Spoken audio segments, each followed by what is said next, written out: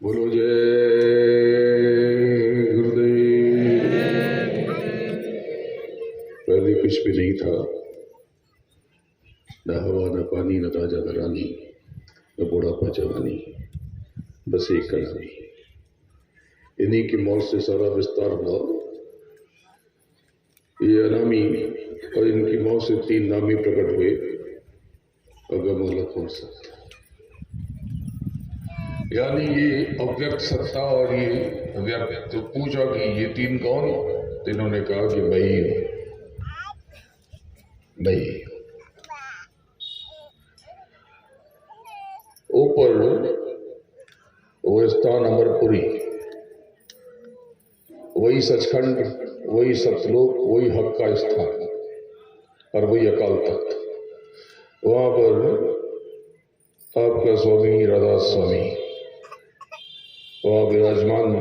ऐसा अनोखा लोक, ऐसी सुंदर रचना कि जिसकी क्या महिमा बताई जाए, जिसकी कोई भी महिमा बताना संभव नहीं है। इसकी क्या व्याख्या की जाए। इतना सुंदर लोक आपका, और वहां पर आप सारी सुनते मालिक के साथ आनंद में। वहां पर कोई रात नहीं है, केवल उजाला है, केवल दिन है। वहां पर कोई कष्ट नहीं है, केवल आनंद है। वहां कोई पीड़ा नहीं है, केवल खुशियां है। बहुत अनोखा लोक है वो। ऐसी सुगंध, ऐसी महक, ऐसा लोक, ऐसा उसका रूप स्वरूप की क्या कहे। वह जमीन रेखों और ऊपर आसमान, इससे बहुत बड़ा मालिक का एक रूम। और कैसा स्वरूप उसका, कोटिन सूरज चांद सितारे रोम रोम में।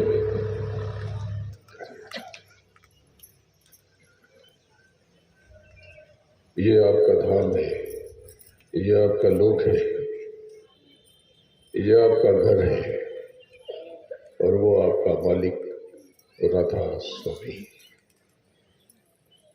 वो सत्य, वो सार।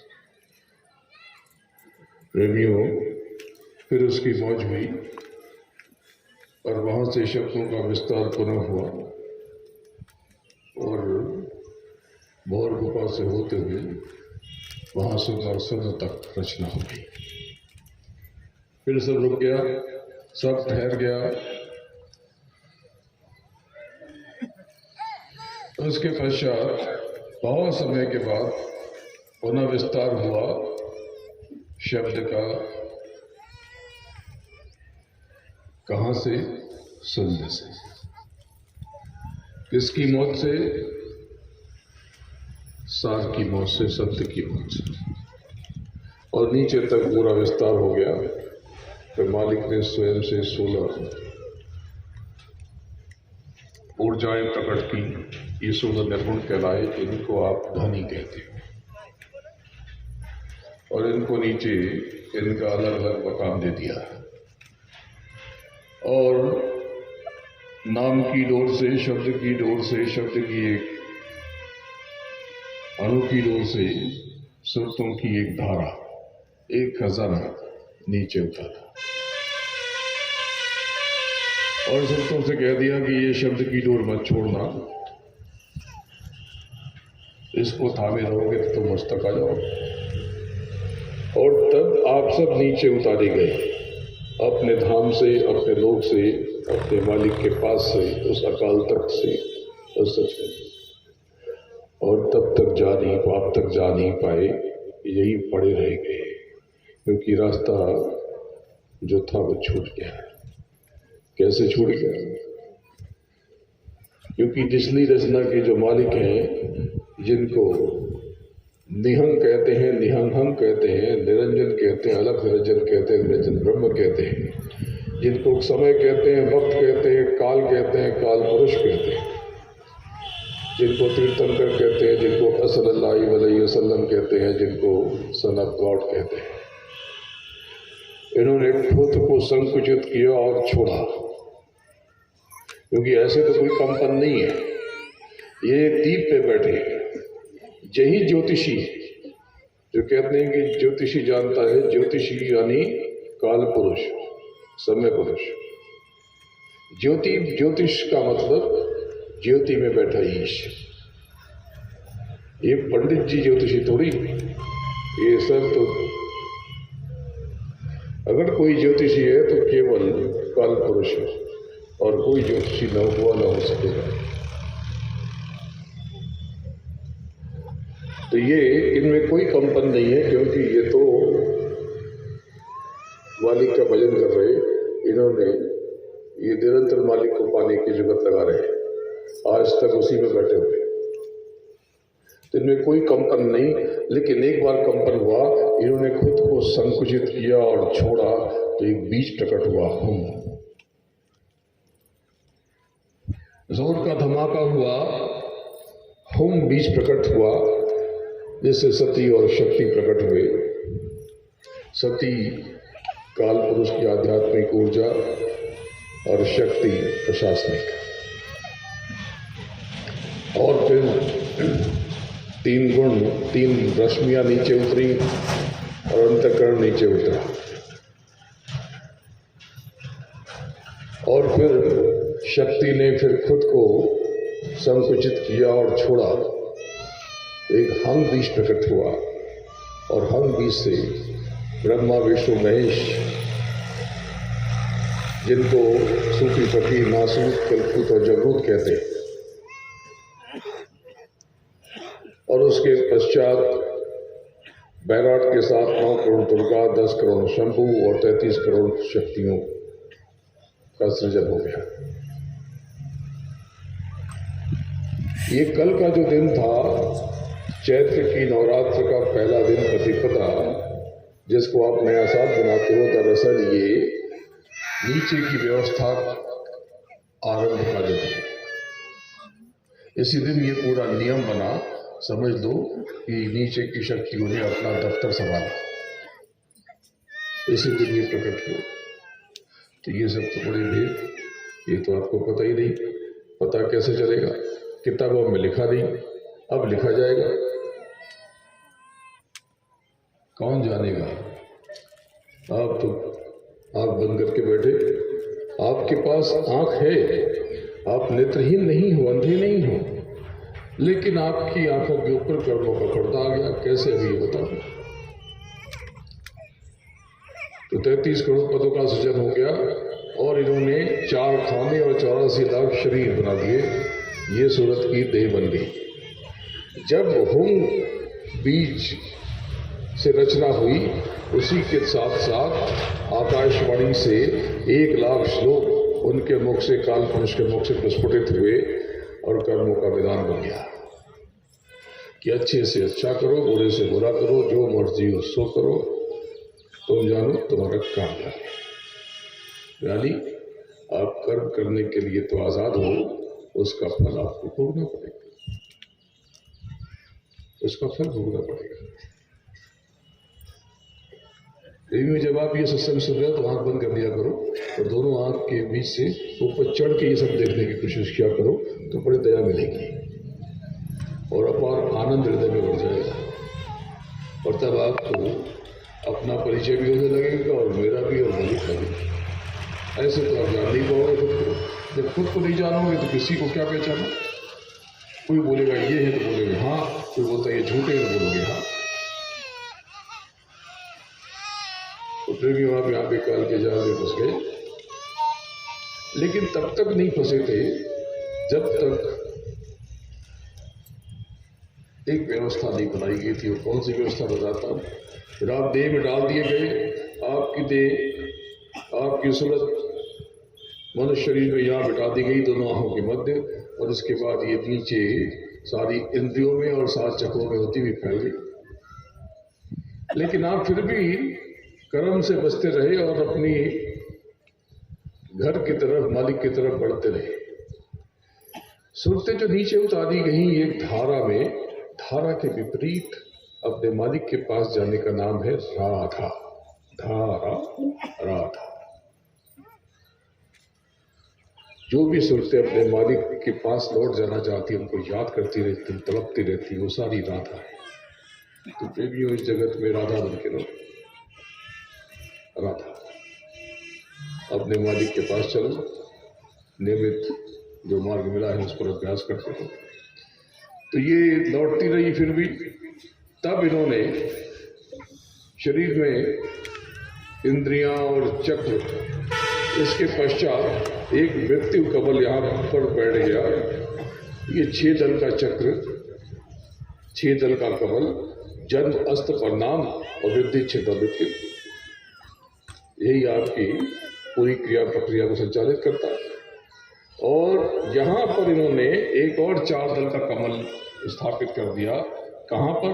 ये इसकी खोपड़ी के भीतर ना, ऊपर त्वचा पर ना, त्वचा से लगा हुआ लेकिन त्वचा से अलग। ये चक्र कहलाया अंतःकरण, मन, बुद्धि, चित्त और अहंकार। अब तक तो आपको पता ही नहीं था कि ये चक्र है। ये है कहाँ अंतःकरण देह में? आप कभी कहते हो यहाँ पर है, कभी कहते हो यहाँ पर है, कभी कहते हो यहाँ। ये यहाँ से यहाँ पर। इसलिए कुछ पंथों में अंतःकरण पर विजय पाने के लिए, काबू पाने के लिए भस्म लगाते हैं कि चुनचुनाहट से होती रहे तो मन पर ध्यान नहीं जाएगा।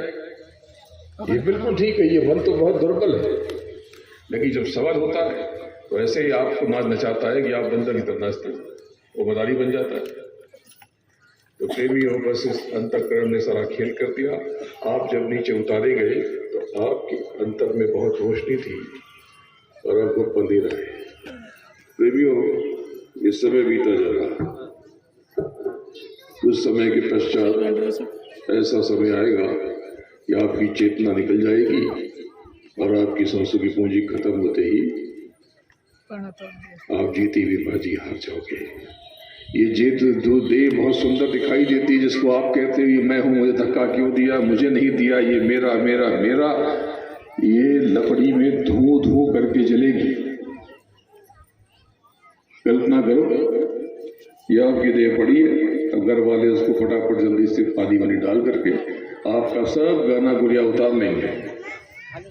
एक सादा सा सस्ता सा सफेद रंग का कपड़ा, जिसको कहते हैं कफन, वो आपको उड़ा देंगे, जिसमें कोई जेब नहीं है, कोई जेब नहीं, कुछ लेके जा थोड़ी पाओगे। क्या कहता मेरा मेरा? ये दुनिया रहन बसेरा, यहाँ कोई न रहने पाता है चंद दिनों का डेरा। इतनी परेशानी है, परेशानी है, परेशानी है, बाबा बाबा दया कर दो। बहुत कष्ट है, बहुत पीड़ा है, बाप रे बाप। कौन सी पीड़ा? संसार की, देह की, या फिर देह से जुड़ी हुई रिश्ते नातों की, या फिर बाहर की। ये तो वही बात हो गई कि मैं आपके कन्नौज में ये इत्र की सुगंध की नगरी, पूरे संसार में यहाँ से सुगंध भेजी जाती है, आपको पता नहीं है। लोग समझते हैं कि फ्रांस सुगंध का केंद्र है, लेकिन उसको जो रॉ मटेरियल है, उसको जो पदार्थ सुगंधित दिया जाता है, जिससे वो बनाते हैं अपने इत्र और परफ्यूम, वो ये कन्नौज देता है। ये मामूली जगह थोड़ी है, ये मामूली स्थान थोड़ी है। अरे भारत भूमि में बहुत संभावनाएं हैं, बहुत संभावनाएं। तो प्रेमियों, ये थोड़ी सी आप कोशिश कर लो तो आपका जीवन बदल जाए। गुरु महाराज ने आपसे कहा कि 1 घंटा, अब आदेश बदल गया, तो ये 2.5 घंटे आप देने की पूरी कोशिश करो। उन्होंने कहा था कि तुम मुझे खून दो, मैं तुम्हें आज़ादी दूंगा। मैं कहता हूँ कि आप ये 2.5 घंटे दो तो मैं आपको बहुत कुछ अनुभव करा दूंगा, बहुत कुछ। अनुभव न हो जाए तो आप कहना कि आप झूठ कहते हो, गलत कहते हो, लेकिन कम से कम 2.5 घंटा आदि शरीर चाहे जितना। जब आप बैठोगे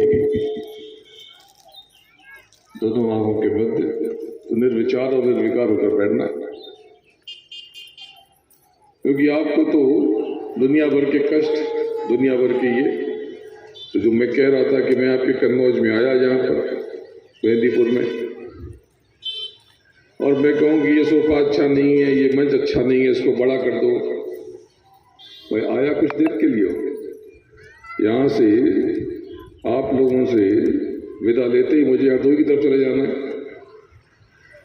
मैं जानता हूँ कि मुझे आगे चले जाना है, मेरे पास समय बहुत थोड़ा है, लेकिन जो समय विशेष प्रयोजन का है, मुक्ति दिवस के महासत्संग का है, गुरु महाराज की याद दिलाने का है, और ये सब जो पूरा खेल हुआ आपको इससे परिचित कराने का है, इसमें मैं कहूँ कि पंडाल अच्छा नहीं है, ये बदलो, ये सोफा बदलो, कुर्सी बदलो, बिस्तर बदलो, फलाना ठिकाना बदलो, और इन सब चक्कर में 2.5-3 घंटे जो ज़रूरी है ये बीत जाएंगे, और इसके बाद तो मुझे चले जाना है। तो मैंने क्या किया, ये जो अनमोल समय सत्संग के लिए था ये मैंने खराब कर दिया। आप भी तो यही कर रहे हैं। अरे क्या फर्क पड़ता है कि ये सोफा पतला था या मोटा था या अच्छा था या खराब था, मैं 2-2.5 घंटे बर्दाश्त कर लेता। और आपको क्या फर्क पड़ता है कि आपको कष्ट है, पीड़ा है, कब मिला, ज्यादा मिला। 4 दिन की जिंदगी है, बर्दाश्त कर लेते। और आपको जो मिला है आपके अपने कारनामों की वजह से मिला है। ये जो कहते हो कि बहुत परेशान हो, इसका मतलब आप कहते हो मैंने बड़ा पाप किया है।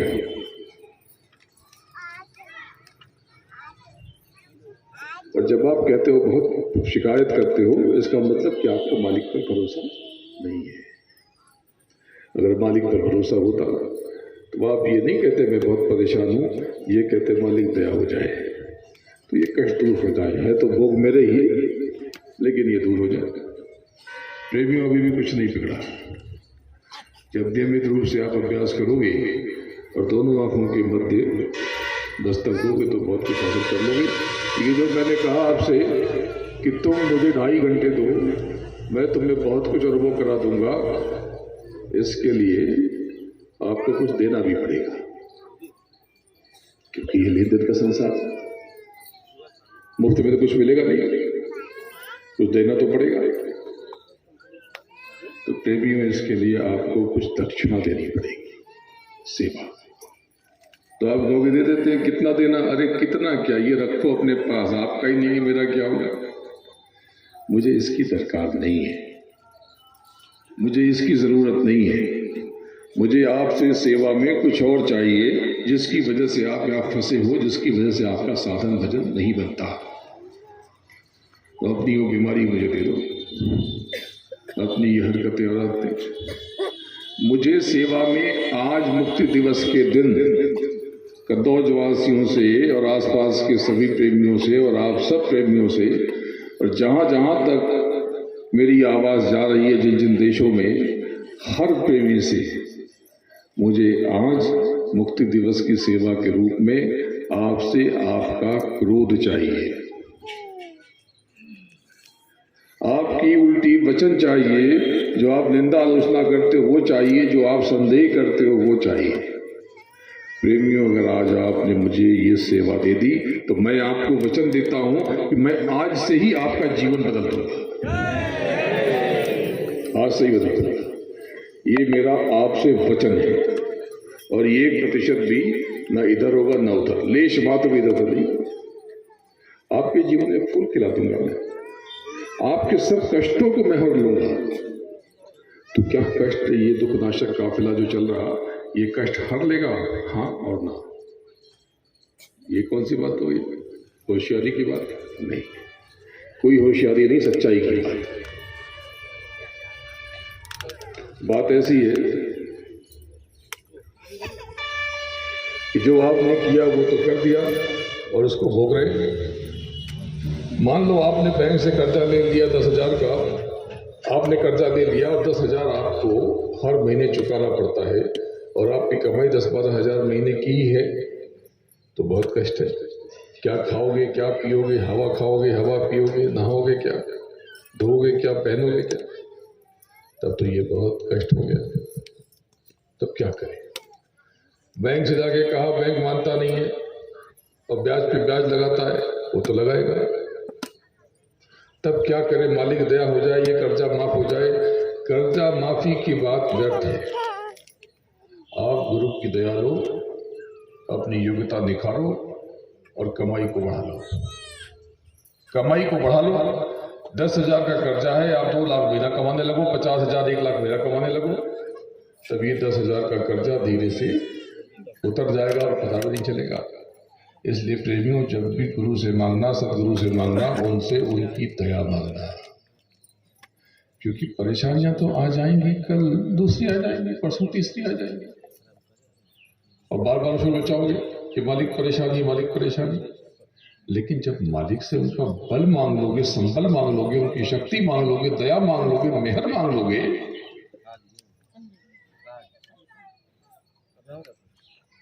तब तो कितनी भी परेशानियां आए और चली जाए, आपको पता ही नहीं चलेगा।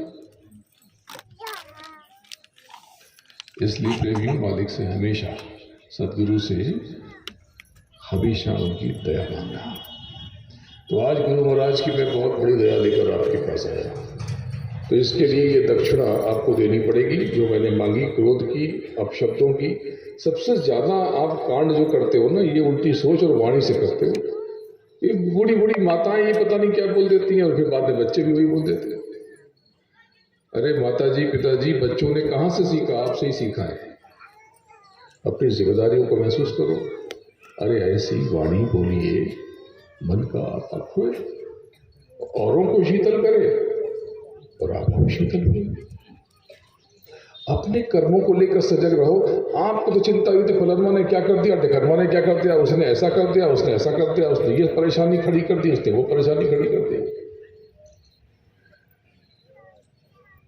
दूसरों के कर्मों की जिम्मेदारी मत लो, केवल अपने कर्मों के निर्वहन की तरफ ध्यान रखो। तो प्रेमियों, जब आप ये सेवा आज मुझे दे दोगे और आप भजन पर बैठोगे तो अद्भुत अनुभूति के साक्षी होंगे।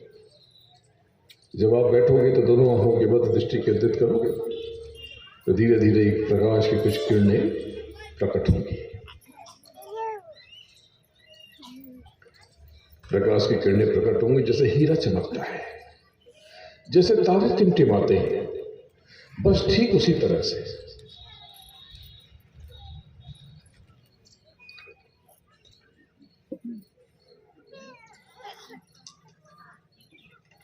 बस ठीक उसी तरह से एक चमक जब पैदा हो, आपको बिल्कुल भी समय खराब नहीं करना, उस चमक के भीतर प्रविष्ट हो जाना है, घुस जाना है।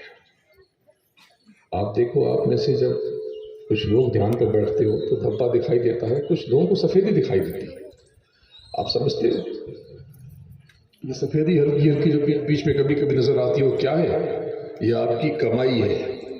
जो आप कहते हो हमको पता ही नहीं कि सही कर रहे हैं कि गलत कर रहे हैं।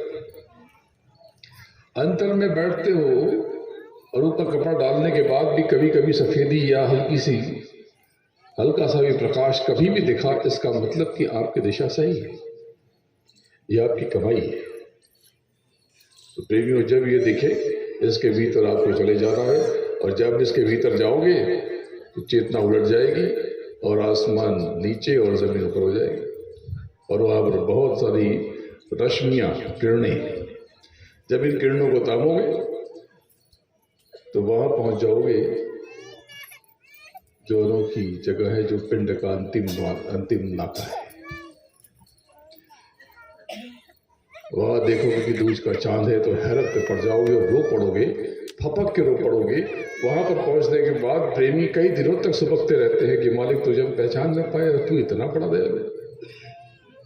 हम तुझे फकीर समझे थे, कोई बाबा समझे थे, तू मालिक है, तू तो कुल स्वामी है, तू तो परम है, तू तो पूर्ण है, परिपूर्ण है। क्योंकि वहां पर ये जो प्रकाश प्रकट हो रहा, उस सदगुरु के, गुरु महाराज के अंगूठे के नाखून के नख के एक बारीक से हिस्से से प्रकट हो रहा, जिसको वो दूज का चांद कहते हैं, और हम चरण कमल कहते हैं, नाथद्वारा कहते हैं, मधुबन कहते हैं, कुंजगली कहते हैं, जहां से श्री कृष्ण ने रास किया। वो रास भौतिक नहीं था, दैहिक नहीं था, रास रूहानी था। वो चेतना से चेतना का रास्ता, वो आत्मा से परम चेतना का रास्ता। और जब वहाँ पर आप जो मिलोनी गांठ लगी है जड़ और चेतन की, इसको खोल करके जब आगे बढ़ोगे, आगे जो पर्दा है वो पार करके जब आगे चलोगे तो ये पिंड जगत नीचे छूट जाएगा, ऊपर लिंग सृष्टि, और जब उसको पार करोगे तो उसके ऊपर सूक्ष्म जगत, और जब सूक्ष्म जगत आप पार करोगे, काल का संसार, काल का लोक, तो एक अनोखा जगत है। एक वज्र के बाढ़ आएगा और उसके बाद जब आप आगे बढ़ोगे, अनोखा संसार है ये। शब्द, स्पर्श, रूप, रस और गंध का कारण संसार है। आगे बहुत बड़ा सा घेरा, एक अनोखा मंजर आपके सामने नजर पेश आता है। जो नीचे से ऊपर पहुंचते हैं अधिकतर उनको ये नजर आता है, क्योंकि उनके ऊपर गुरु की दया होती है। बिना गुरु की दया के वो मंजर आप देख नहीं सकते। उस जगह को, उस घटना को, उस मकाम को नील चक्र कहते हैं। एक नील चक्र नीचे छूट चुका, ये दूसरा नील चक्र है। ये बहुत अद्वितीय है। ये गुरु का अंतर में मकाम, ये सब तो आपको पता ही नहीं। अरे आपने सत्संग में सुना कहाँ प्रेमियों? मैं तो आपको बहुत कुछ सुनाना चाहता हूँ, लेकिन कुछ लोगों ने इसको कई बार सुना। बोले अब नया क्या? नया मैं इससे बढ़ के नया सब सुना दूँ और सब दिखा दूँ, पूरी कोशिश तो करो, तब तो नया। ऐसे कैसे नया? ये द्वितीय नील चक्र है। ये अंतर गुरु महाराज का, सदगुरु का अंतर में मकाम। इसकी खबर कारण जगत के मालिक को नहीं है, लेकिन जब आप चढ़ते हो तो गुरु के दया से ही चढ़ते हो, नहीं तो आप ऊपर चढ़ नहीं सकते। ये बहुत अनोखा स्थान है, और जब इसको पार करते हो, गुरु महाराज को अंतर में प्रणाम करके, उनकी दया लेकर के जोगजीत का कवच धारण किए हुए जब ऊपर चढ़ते हो। ये जोगजीत कौन है? जोगजीत महासमुद्र के मालिक है। जब भी राधाओं का स्वामी नीचे आता है, जोगजीत को साथ लेके ही आता है। जोगजीत को सुप्त संत कहते हैं। कबीर साहब गुप्त संत, सुप्त संत। इनका मकाम बहुत ऊंचा है, बहुत ऊंचा। तो ये तो कभी आगे बताऊंगा, लेकिन जब आप चढ़ते हो तो आगे अनोखा मंजर दिखाई देता है। इस कारण जगत में कई, इस मंडल में कई अनोखे लोग हैं।